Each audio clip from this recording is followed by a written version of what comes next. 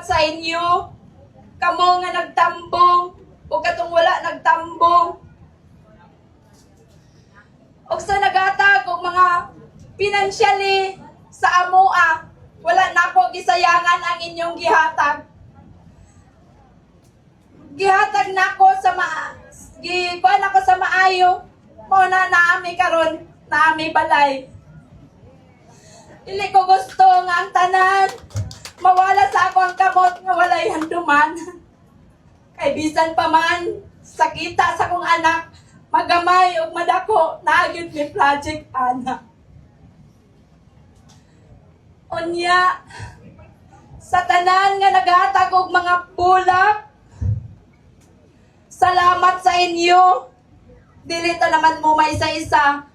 Apan, salamat sa kadagan nga bulak nga niabot sa ako ang anak. Salamat. Ang naghatag og mga food, matag adlaw pamahupan ito panihapon. Salamat sa mga snack.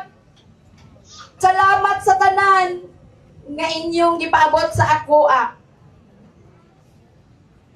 Labi na usab katong nangunay pagbantay sa ako ang anak, mga barangay tanod, tanan. Pili na ako isa-isahon. Salamat sa inyo. O mga international nga nagpaabot og condolences, Luzon, Visayas, Mindanao nagpaabot og gugma. Salamat kaninyo tanan.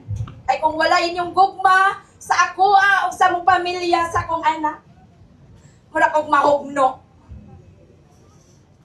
Kung maaprihan pa lang among kasing-kasing, dako kayo nga samad, nga murag di na mabalik. Apan tungod ninyo, kitabangan mi ninyo aron mi maka-survive ni ini.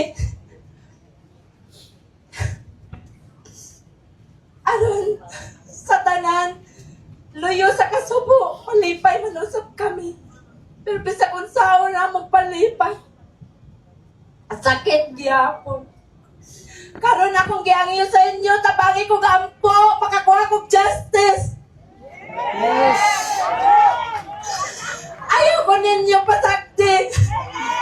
Kaya kung ako lang, isa din ako ni makaya. Dapat kita tanan. Ato kining makabot, labi na sa kong anak.